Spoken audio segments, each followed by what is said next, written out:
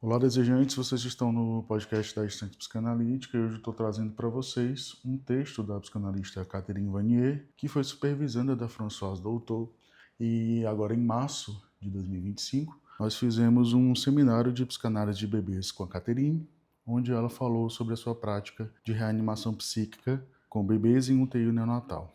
Então hoje eu vou trazer um texto para vocês, um texto da Catherine, que tem como título Savoir-faire na psicanálise infantil.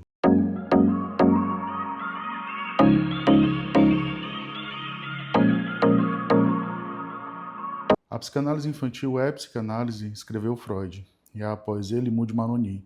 Isso é claro, não significa que não nos deparamos, dia após dia, com o que é específico no tratamento de crianças, começando pela diferença fundamental de que são os pais que marcam a consulta para o filho. Embora hoje a questão que estava no centro da polêmica entre Anna Freud e Melanie Klein, ou seja, se a criança pode ou não fazer análise, não seja mais debatida, as condições específicas que permitem que essa análise ocorra, o uso do setting, a posição assumida pelo analista, o modo como as primeiras sessões são conduzidas, um certo savoir-faire, saber fazer do analista, desempenham um papel decisivo em como o restante do tratamento se desenrolará e se a análise será ou não realmente possível.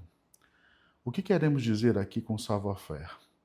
François Doutor dizia: há algo de distinto na análise de crianças e no que estou tentando transmitir. Os analistas têm sua análise. Eles trabalham de seu modo, que depende de como foram formados, da ordem que encontram dentro de si mesmos. Mas existe uma certa atitude própria desse trabalho, e é isso que estou tentando ensinar.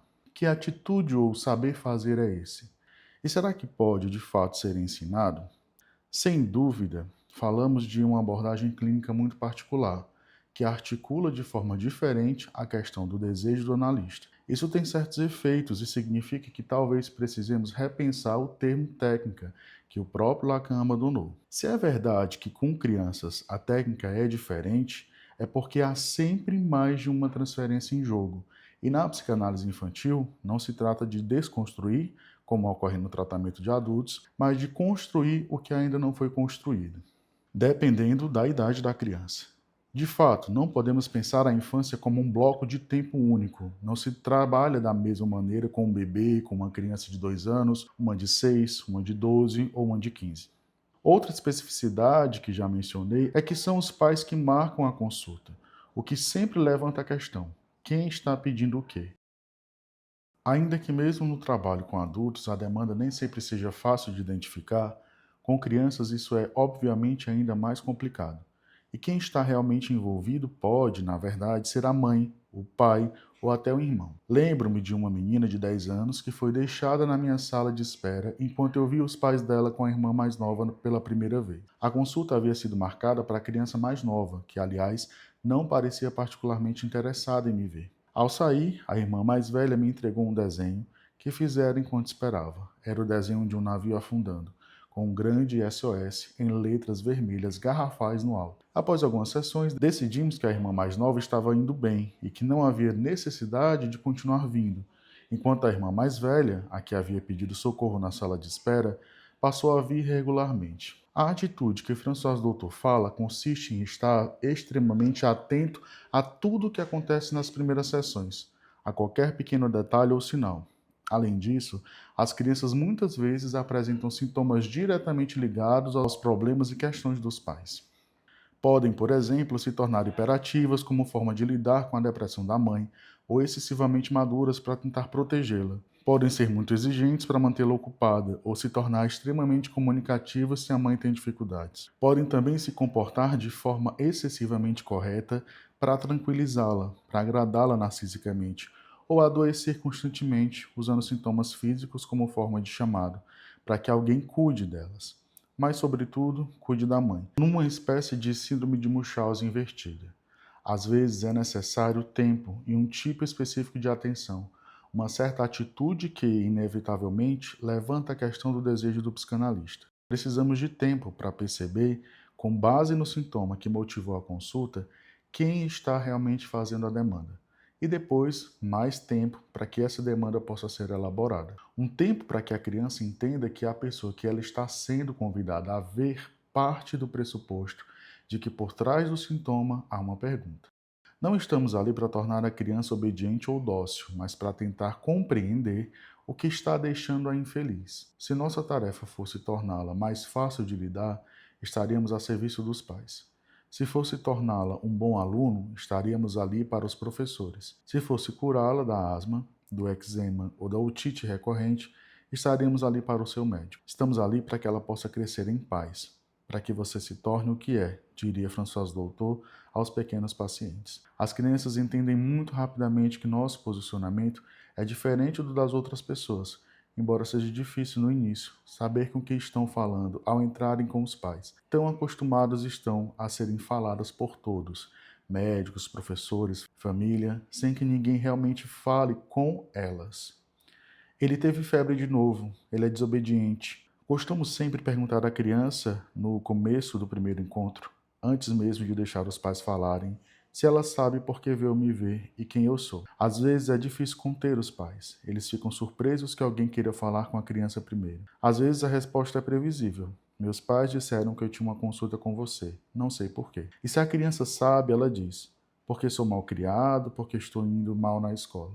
Na maioria das vezes, as crianças supõem que os pais, já esgotados, vieram nos ver para que elas se tornem mais obedientes e melhores alunos. Mas se começarmos falando com as crianças primeiro e explicarmos quem somos e o que podem esperar de nós, às vezes elas rapidamente aproveitam a chance de nos contar o que realmente as incomoda. Recentemente, ao ver Lisa, uma menina de 5 anos, perguntei por que ela havia vindo me ver, antes de falar com a mãe.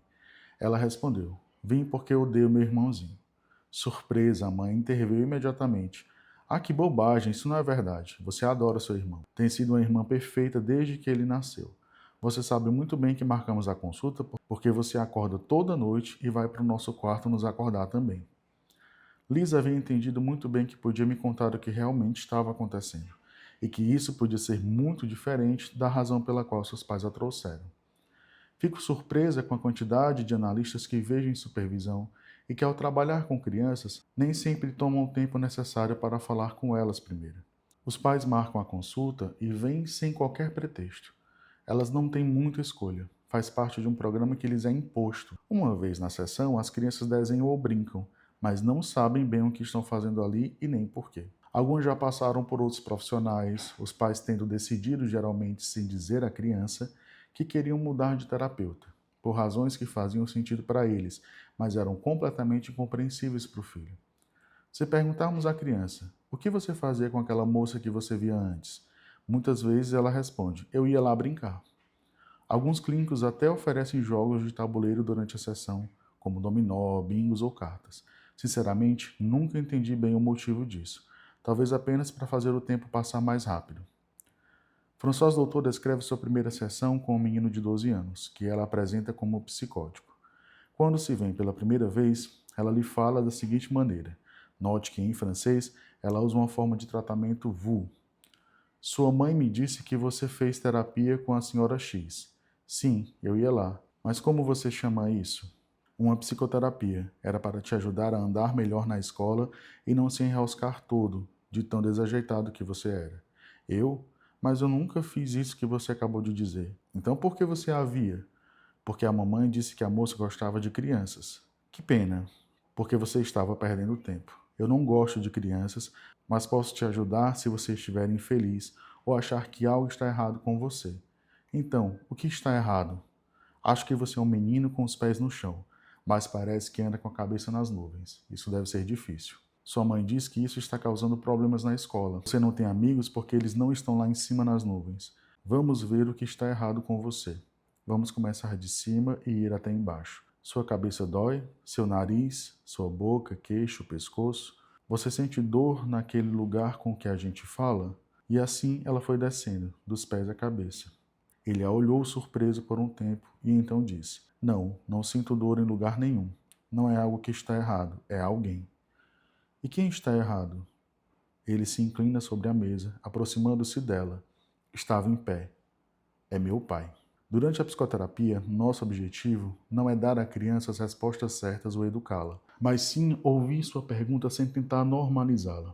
Esse tipo de intervenção apenas a aliena ainda mais. aprofundando sua segregação dos outros em nome de preocupações morais ou educacionais. O psicanalista não transforma a criança em um objeto de cuidado, a ser reeducado ou curado. Ele ou ela está ali simplesmente para escutar a criança em sua busca por respostas, para acompanhar o pequeno metafísico que elabora suas próprias teorias e faz perguntas como: qual é o meu lugar na família? Quem sou eu para o outro? O que ele quer de mim? O que o faz feliz? Como posso satisfazê-lo?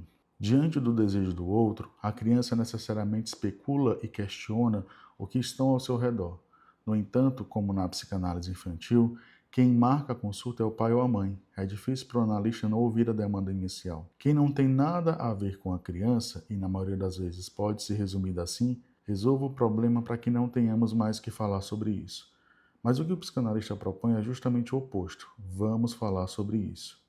Com crianças, não podemos evitar nem nosso próprio desejo, nem os riscos de ter que ser altamente inventivos.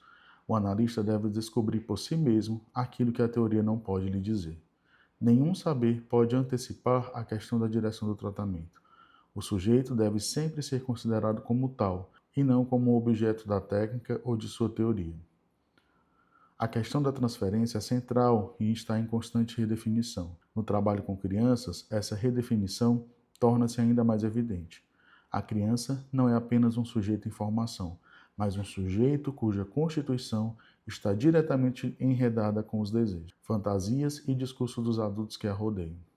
O analista deve, portanto, operar em um campo minado, onde o desejo da criança está entrelaçado com o desejo do outro, seja ele a mãe, o pai, o professor ou o médico. A criança fala ou silencia, desde esse lugar do enlaçamento com o desejo alheio. O desafio maior é, talvez, sustentar essa posição de escuta, essa aposta na existência de um sujeito no ínfância, mesmo quando ele ainda não fala, mesmo quando responde apenas com sintomas, condutas ou estados corporais. É nesse ponto que a prática analítica se distingue de toda a pedagogia, de toda a orientação baseada em normas do desenvolvimento ou em critérios de adaptação. Como se escuta um sujeito em formação? Como sustentar o corte necessário que permita a emergência de uma posição subjetiva? Esse corte que possibilita a separação do desejo do outro não pode ser antecipado nem garantido. É efeito de uma operação simbólica que se inscreve no real da clínica, no laço transferencial. Por isso, o trabalho com crianças requer uma ética própria, uma posição ética do analista que não ceda ao desejo de cura, de controle ou de saber. Requer, como dizíamos, um saber fazer específico, que não é transmitido como uma receita, mas que se constrói na singularidade de cada encontro. É esse saber fazer que permite ao analista não recuar diante do real da clínica infantil. Esse real que muitas vezes se apresenta com a força do indizível, do corporal, do silêncio ou da violência. É por isso que a psicanálise com crianças continua sendo um campo de invenção, onde o analista, confrontado com o inédito, precisa reinventar sua prática sem perder o rigor ético que a sustenta. Então, pessoal, esse foi o texto da Catherine Vanier. Eu espero que ele seja benéfico para os estudos de vocês.